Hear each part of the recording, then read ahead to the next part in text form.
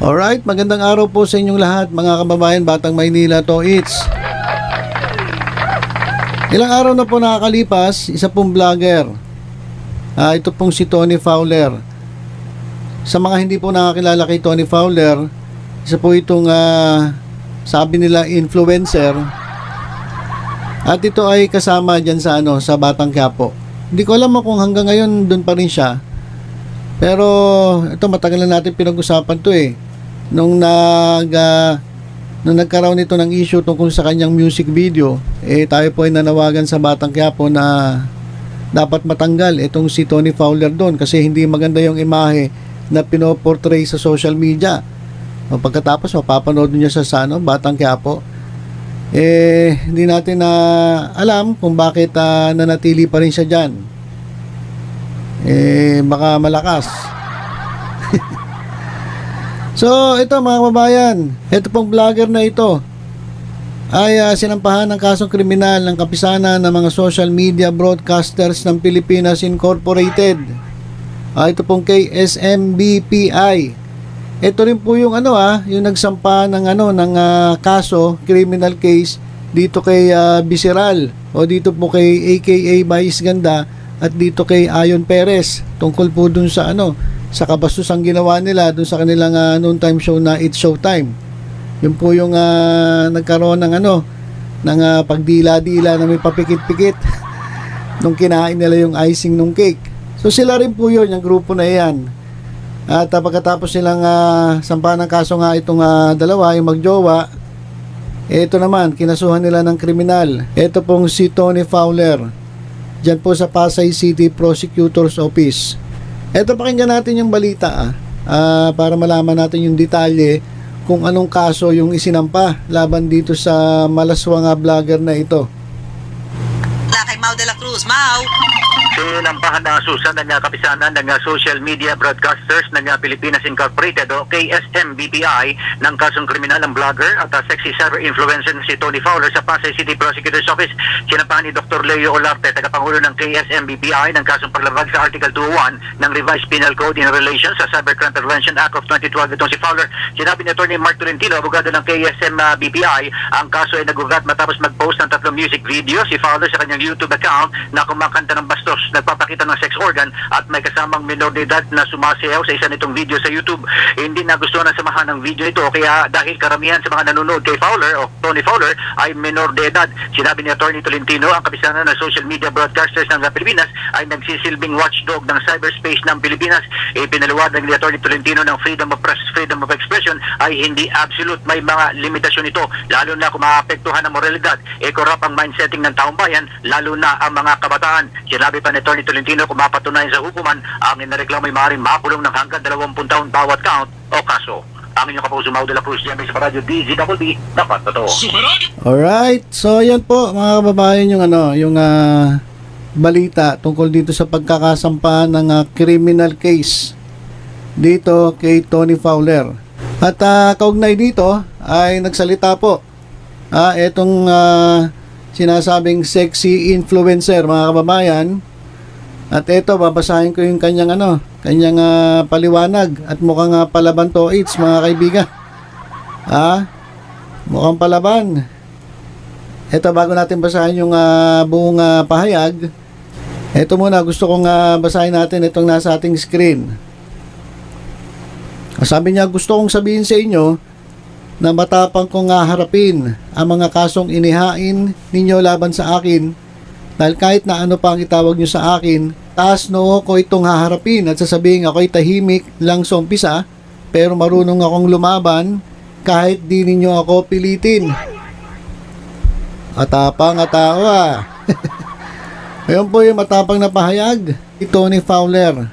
Ito, babasahin ko yung kanyang justification na kahit maraming tao na ang talaga nagsasabi na malaswa talaga at dapat itong kasuhan, talagang natili itong matigas at naninindigan na walang masama sa kanyang mga ginagawa.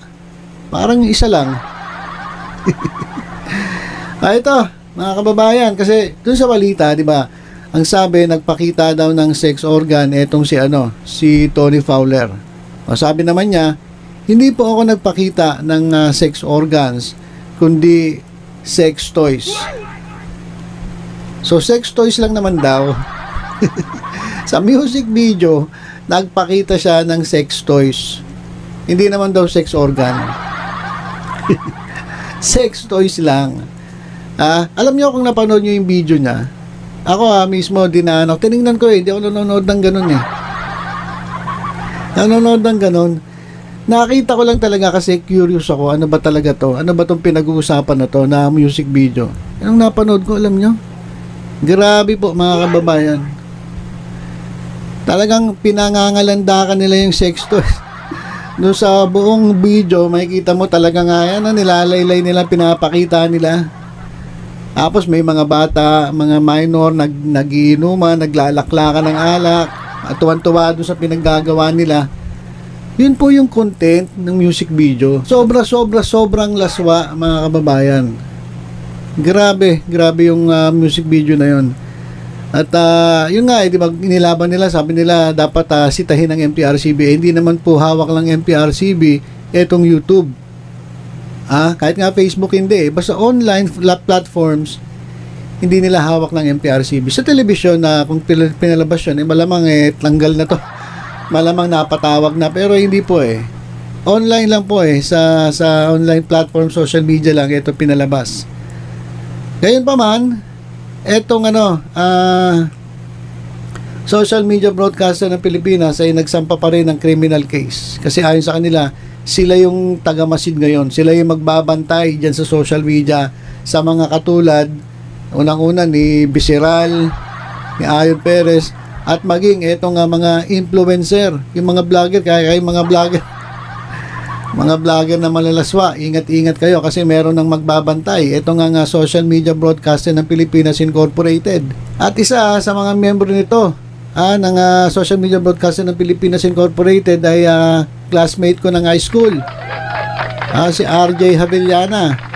So ito sa grupo, congratulations sa ginagawa ninyo. Pagpatuloy nyo lang ang inyong paglaban sa mga malalaswang mga content, no? Lalong-lalo na kasi sa social media, hindi mo na makokontrol yan Ang dami manonood na bata dyan di ba?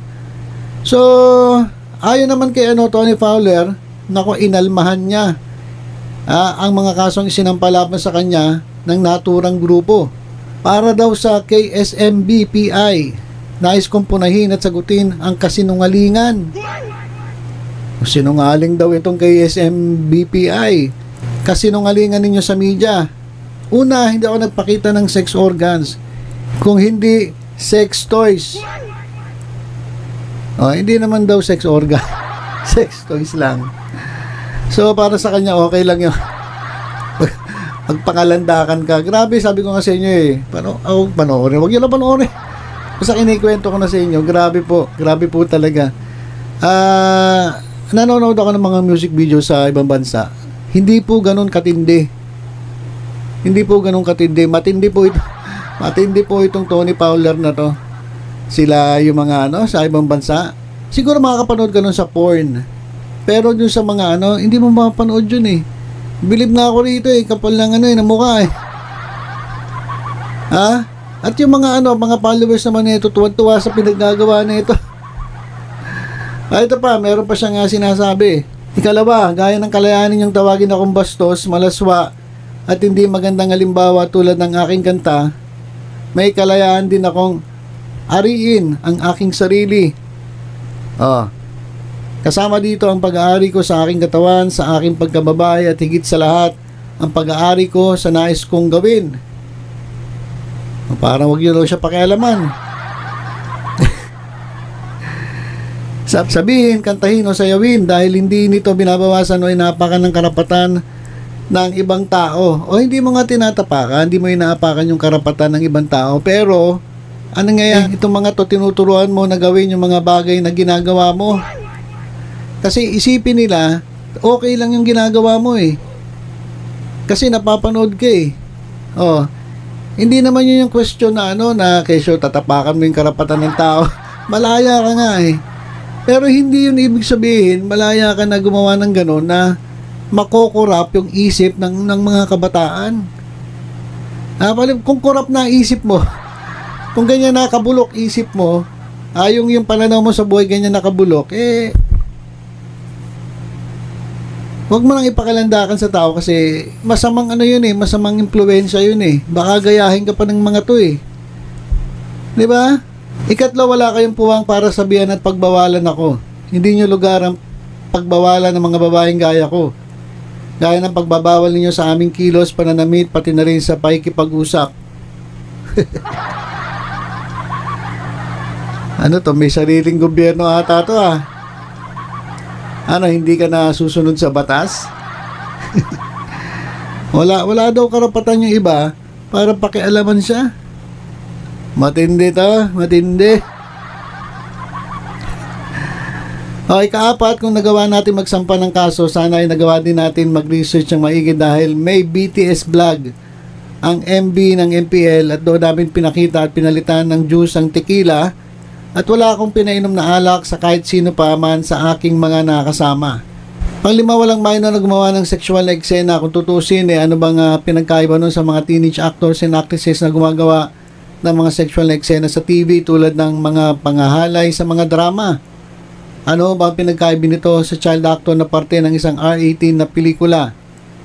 Sa huli, gusto kong sabihin sa inyo na matapang kong harapin ang mga kasong hinihain nyo laban sa akin dahil kahit ano pang tawag nyo sa akin, taas noo kong haharapin at sasabihin ako'y tahimik lang sa umpisa pero marunong akong lumaban kahit di ninyo ako pilitin. Yan yung sabi na itong Tolongges na to. At tapang Alam niyo, ito yung mga mga ganitong tao. Dapat ito talaga yung sinasampulan tuluyan nyo to. Dito sa nagsampa ng kaso, tuluyan nyo to. Kasi hindi magandang hindi magandang imahe. At kung mapapasin nyo doon sa sinasabi niya, talagang pinaglalaban niya yung ginawa niya, walang mali. At justify niya na tama yung kanyang ginagawa. So dapat lang to masampulan, mga kababayan. Ito, basa tayo ng konting comments. Sabi ng isang netizen, tama ka, meron kang karapatan at kalayaan. Pero tandaan mo, ikaw ay nasa isang lipunan na binubuo ng mga mamamayan na may mga karapatan at kalayaan rin. Huwag mo sanang kalimutan na meron tayong obligasyon at responsibilidad sa pamayanang ating ginagalawan. At tayo ay nasa isang bansang republika na may mga batas at kautusan na dapat sundin. Kaya maging responsable sa ating mga kilos, galaw at salita. Ayan ang mga well said, mga kababayan. Ang ganda ng sinabi ni Madam. Meron tayong karapatan, pero meron din tayong obligasyon. Hindi puro karapatan. Masyado niya nang ginagamit yung karapatan Pero meron din tayong obligasyon. At yung mga nanonood sa'yo, meron din karapatan na makapanood ng maayos na content. Hindi yung malaswa, mabastos, at nakakadiring content. Tanim mo yan sa utak mo, Puller. Tony Puller. Ang iba naman tuwan-tuwa dito. Laban daw. May go-girl pa. Ito yung mga gonggong din no, na imbis na suwayin, tinotolerate pa to si Tony Puller. Nice song daw. Kung mapapanood nyo yung video, alam nyo mga kababayan, kung kayo hindi kayo talaga sanay sa ganyan, sabi ko sa inyo, madidiri kayo Sa totoo lang, grabe. Ito, bilang pagtatapos, ito po. Ito ang nagko-comment mga babae ito Hindi ito mga lalaki, mga nagko-comment mga babae na mukhang nasagasaan ni Tony Fowler, lalong-lalong na dun sa kanyang music video. Masabi sa bagay nga, katawan niya yan. Kaya lang, nabubuhay ka hindi lang sa sarili mo at may responsibilidad ka din sa paligid at sa pamayan ng ginagalawan mo. Ngayon, kung sa tingin mo ay tama pa din ang ginagawa mo, huwag mong alisan ang karapatang magbigay ng reaksyon ang nasa paligid mo. Lalo na mga fans mo. Hindi lahat bet nila ang palabas mo. Kaya ilaban mo yung pananaw mo po habang kinakalaban ka ng pamayanan at bansang ginagalawan mo. Masarap maging successful lalo at nire-respeto po ang pananaw ng iba. Basta ito na lang. Para sa akin, huwag ka dito sa social media magpaliwanag. Sa korte ka na magpaliwanag. Total, nasampahan ka na ng kaso. Doon ka na sa korte magpaliwanag